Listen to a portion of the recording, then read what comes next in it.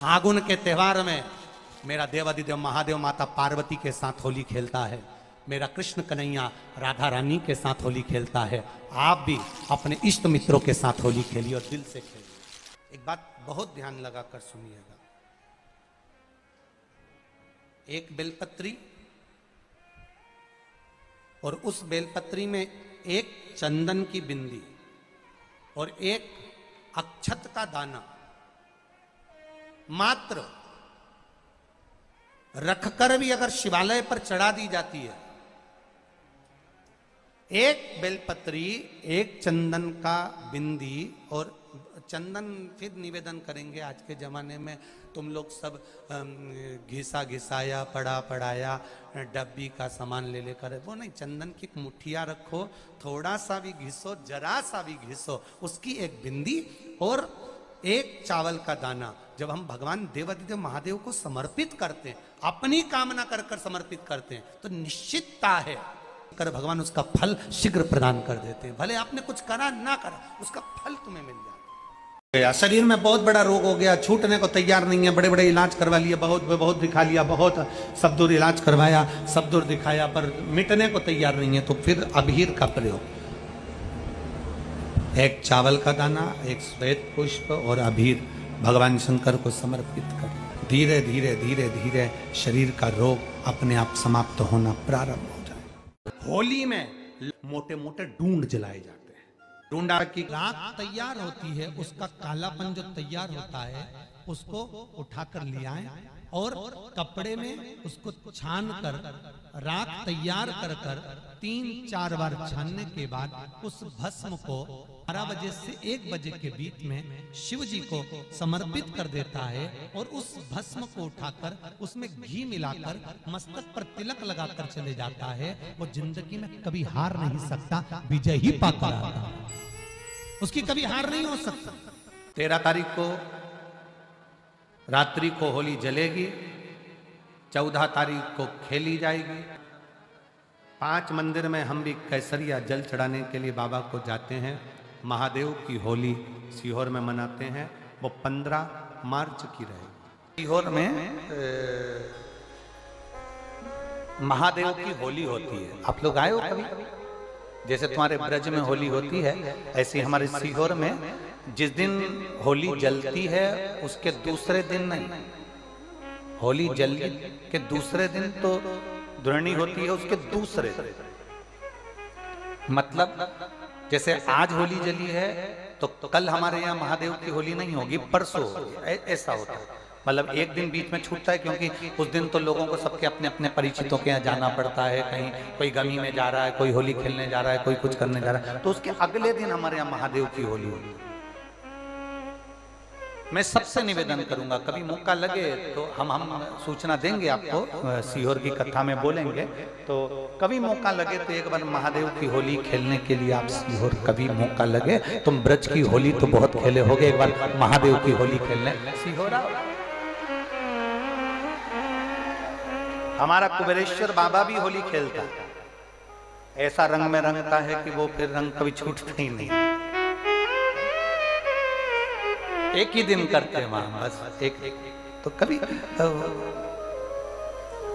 अपने स्वभाव को नहीं बदलना। हम भी उसमें रहते हैं, पूरी होली में आपके साथ में गुलाल खेलने के हम भी साथ तुम्हारे साथ साथ चलते हैं, क्योंकि हम 5 महादेव के साथ होली खेलने के लिए उस दिन निकलते हैं। 5 महादेव, उस दिन हमारा नियम रहता है 5 महादेव के मंदिर जाना है, उनके साथ रंग खेल कर आना।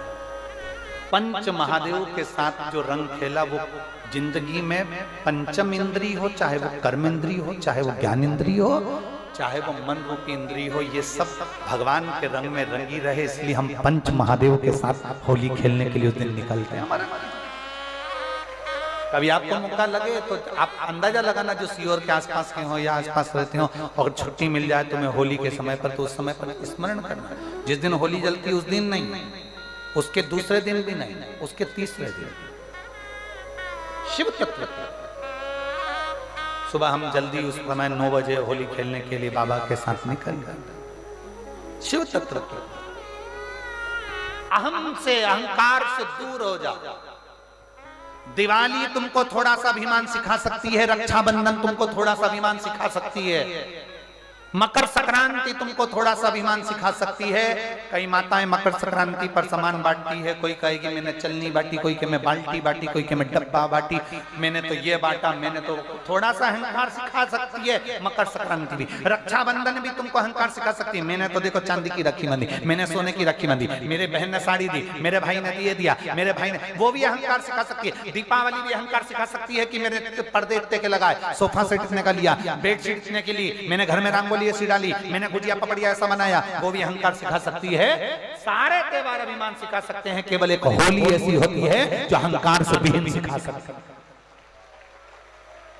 मालूम नहीं पड़ता व्यक्ति की शान क्या, सत्ता क्या, शोहरत क्या, कौन हो तुम, वो रंग में डूबे हुए हो। बस शिव तत्व वही कहता है, इस महादेव के रंग में एक बार अगर डूब गए तो फिर तुम उस रंग में रंगने के बाद दूसरा रंग तुम पर चढ़ता नहीं है। निवेदन है, अगर किसी को कलर लगा रहे हो, रंग लगा रहे हो, या किसी को रंग में डुबो रहे हो, या किसी को रंग लगा रहे हो, तो हम जिसको रंग लगा रहे हैं इतना विचार जरूर करना कि इसके साथ जिंदगी में हम कभी अपना रंग बदलेंगे नहीं, इसको और गहरा करते चले। कलर लगाओ, खूब लगाओ, गुलाल लगाओ, खूब लगाओ, पर जिसको रंग लगा रहे हो उसमें एक प्रेम का रंग भी जोड़ो कि हम आखिरी तक ये रंग ना बदले, ये रंग ना बदले। समय बदलता रहेगा, जीवन बदलता रहेगा, पर आज के मनुष्य भी अपना रंग बदल रहे। होली आ रही है, लगी नहीं रिया की होली जैसा है। दिवाली आती है तो लगता ही नहीं कि दिवाली जैसा है, राखी आती तो लगता ही नहीं राखी जैसा है। सारे त्योहार फीके हो गए गुरुजी। हमने कहा त्योहार फीके नहीं हुए, त्योहार का कलर फीका नहीं हुआ, त्योहार का रंग फीका नहीं हुआ है, बस त्योहार वही है, गुलाल वही है, मिठाई वही है, गुजिया पपड़िया वही है, खुरमे चकरी वही है, पपड़िया वही है, गुजिया वही है, इंसान वही है।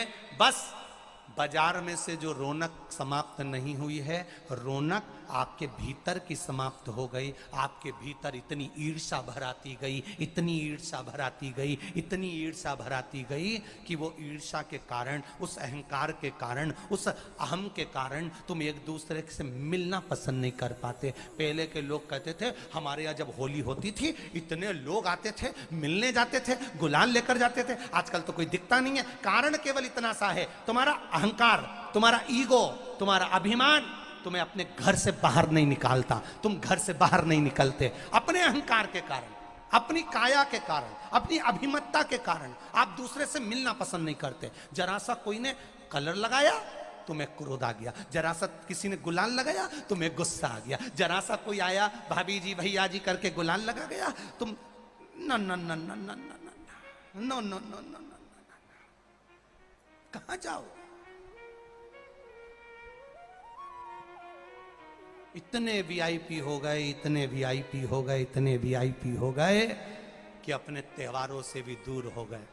मेरा निवेदन है, होली का त्योहार आ रहा है, उस फागुन के त्योहार में मेरा देवाधिदेव महादेव माता पार्वती के साथ होली खेलता है, मेरा कृष्ण कन्हैया राधा रानी के साथ होली खेलता है। आप भी अपने इष्ट मित्रों के साथ होली खेलिए और दिल से खेलिए। अरे सीहोर में, सीहोर जिले में एक होली होती थी। उस होली का नाम हमने पिछली बार बदल दिया था। कौन सी होली कर दी थी? महादेव की होली। पिछली बार हमारे सीहोर जिले में हमेशा होती आई थी वो होली, थोड़ा उसका नाम हमने चेंज कर दिया था तो उसको महादेव की होली कर दिया था। मेरे सीहोर जिले के रहने वाले सभी रहवासियों से, जिले भर के निवासियों से निवेदन करना चाहूंगा, वो पुरानी होली को बंद कर महादेव की होली नाम दिया गया है। शिव मंदिर में जाना है, चंदन का जल शिव जी को एक लोटा चढ़ाना। एक बात अपनी जिंदगी में उतार कर रखो, शंकर भगवान को घी का दिया भी लगाओ तो तुम्हारे घर में जो असली घी हो, थोड़ा सा भले एक बत्ती लगाओ, भले इतनी सी बत्ती जलाओ, पर असली घी की जलाओ। शिव जी को अगर चंदन भी लगा रहे हो तो असली लगाओ। शंकर भगवान को चावल भी चढ़ा रहे हो तो असली चढ़ाओ। शंकर भगवान को अगर अष्टगंध भी चढ़ा रहे हो तो असली चढ़ाओ। केमिकल का कोई चीज मेरे महादेव को मत चढ़ाओ जिससे भगवान शिव की मूर्ति नष्ट हो। ऐसी कोई चीज मेरे महादेव को ना चढ़ाओ। अगर शंकर भगवान के साथ आप होली खेल रहे हो तो चंदन का पानी शंकर भगवान को चढ़ाइए, अष्टगंध का जल भगवान शिव को चढ़ाइए। तो करो तैयारी, आ रहा है त्रिपुंडधारी महादेव की होली। बड़े आनंद के साथ मेरा निवेदन, अपने शिवालयों में, शंकर जी के मंदिरों में, सीहोर जिले के प्रत्येक शिव मंदिर के अंदर चंदन का जल 1 लोटा अवश्य चढ़ाएं। महादेव की होली अवश्य मनाएं। और भाव के साथ 5 मंदिर हम भी जाएंगे, कोई जुलूस नहीं, कोई क्रम नहीं, बस बाबा को आराम से जल चढ़ाना ही एक नियम है और बाबा को जल चढ़ाएंगे। आप सब बड़े आनंद के साथ महादेव की होली का स्मरण करिए। महादेव की होली के दिन अष्टगंध चढ़ता है, चंदन चढ़ता है, अबीर चढ़ता है, गुलाल चढ़ता है, पर शिव पर रोली कुंकू नहीं चढ़ता। पर लिंगाष्टक के अंतर्गत कुमकुम चंदन लेपित लिंगम, यहाँ स्पष्ट किया कि कुंकू चंदन। तो महाराज जी फिर ये चरित्र का वर्णन, कुंकू तो यहाँ लिखा है कि कंकु चढ़े, तो बहुत ध्यान देना महाराज। शंकर भगवान के शिवलिंग पर आपको फिर निवेदन करूंगा, भगवान शंकर का ये शिवलिंग है, ठीक है, ध्यान देना। ये माता पार्वती का स्थान है, बीच में शोक सुंदरी, राइट लेफ्ट भगवान के पुत्र, ऊपर 5 कन्या। पूरे शिवलिंग पर आप सब कुछ समर्पित करो, पर कुंकू जब भी शंकर को चढ़ाओगे तो जो पार्वती का स्थान है वहीं पर आप चढ़ाए, पार्वती का स्थान। क्योंकि माता जगज्जननी जगदम्बा माता पार्वती ने शंकर से जो मांगा है, आपके शरीर पर रक्तांबर ना दे, ठीक है, आपके शरीर पर मैं रक्तांबर ना दे महाराज। क्योंकि कोई भी पत्नी अपने पति को कभी रक्त में सना हुआ नहीं देखना चाहिए। महादेव की होली के दिन और बेलपत्री की जड़ के नीचे जाकर प्रयास करा करो कि लाल चंदन का जल, लाल चंदन को घिसकर कलश में उस चंदन को डालकर जल भरकर उसको बेलपत्री की जड़ के नीचे सींचन करने का प्रयास करा करो। है कि धीरे धीरे कर कर वो दुख समाप्त होगा, वो दुख कटेगा ही। एक बहुत ध्यान देने वाली बात है कि अगर मान लो कि कहीं पैसा अटक गया है, नहीं आ रहा है, बहुत अथक प्रयास कर लिया, चंदन का जो जल होता है ये व्यक्ति के जीवन में जो धन कहीं रुक गया, अटक गया, नहीं दे रहा, बेलपत्री के वृक्ष के नीचे, जड़ के नीचे सींचन करने से वो प्राप्त होता है। अथर्ववेद में वर्णन किया गया कि पीपल के वृक्ष की जो जड़ होती है, बेलपत्री के वृक्ष की जो जड़ होती है और आंवले के वृक्ष की जो जड़ होती है, इसके नीचे स्वर्ग का निवास होता है। किसका निवास है? स्वर्ग का निवास। जहां पर ये वृक्ष होता है और उस वृक्ष के नीचे बैठकर हम जब किस जल का सींचन कर रहे हैं, जैसे अभी आपको कहा था कि जल में अगर लाल चंदन मिला हो और आप बेलपत्री के जड़ में सींचन कर रहे हैं तो लक्ष्मी की आवक बढ़ेगी। कहीं पैसा अपना अटक गया, नहीं आ रहा, आएगा। पीपल की जड़ में इत्र का जल, पीपल की जो जड़ होती है उसमें इत्र का पानी, थोड़ा सा जल, उसमें थोड़ा सा इत्र का भाग हो महाराज, और आप भगवान पीपल देव, पिपलेश्वर महादेव का स्मरण कर कर पीपल की जड़ में अगर जल चढ़ा रहे हैं और मान लो शरीर में कोई कष्ट हो गया है, शरीर में कोई रोग हो गया है, कोई मालूम पड़े ये हाथ 4 दिन से दुख रहा है या 4 दिन से ये नस दब गई है या ये कमर दब रही है, तो आप 2-4 दिन कर देखो। कलश के अंदर जल, जल में इत्र का थोड़ा सा भाग, पीपल की जड़ के नीचे आप उसका सिंचन करिए पिपलेश्वर महादेव के नाम से। उस जल को थोड़ा सा भाग लेकर आ जाओ उसी में से जो चढ़ाया है, और उस स्थान पर जहां कष्ट है उसको लगाना प्रारंभ करिए। 2 दिन 3 दिन कर देखो। प्रैक्टिकल करने में क्या जाता है, सीवर वाला महाराज झूठ बोल रहा हो तो।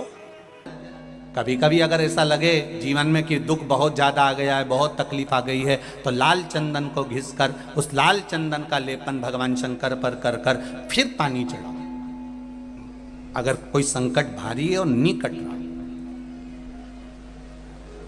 जैसे किसी नारी का गर्भ नहीं ठहर रहा, 15 साल हो गए, 20 साल हो गए, 25 साल, जैसे इसने लिखा एक माता ने कि 18 साल की बेटी हो गई थी पर संतान में पुत्र नहीं, तो उसने भाव से कथा सुनी।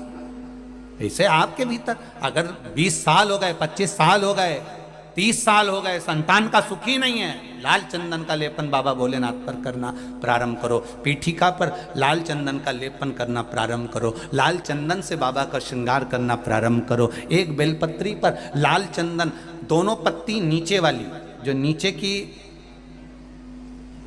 की जो 2 पत्ती होती है इस पे लाल चंदन, और बीच वाली पत्ती पर पीला चंदन लगाकर बाबा के शिवलिंग को समर्पित करिए। बाबा से प्रार्थना करिए, रोज प्रार्थना करो। परंतु एक बात का स्मरण रहे, 25 साल हो गए, 20 साल हो गए, 30 साल हो गए, संतान नहीं, तो पहले जल से अभिषेक कराना। अभिषेक कराकर उस जल का आचमन करने के बाद हाथ को खासा करना, धोना। उसके बाद में फिर वापस बाबा का स्नान कराओ, फिर चंदन का लेपन कराओ, फिर 1 लोटा जल चढ़ाकर बाबा का स्नान कराओ। बाबा का बड़ा सुंदर भाव से लाल चंदन से जो अभिषेक करता है, बाबा को लेपन कर फिर जल चढ़ समर्पित करता है, निश्चित है उसकी गोदी मेरा देव अधिदेव महादेव जरूर भरता है। ये निश्चितता है। हम तो बेटियों से भी कहते हैं, जिसका विवाह नहीं हो रहा हो, 25 साल, 30 साल, 27 साल, 28 साल,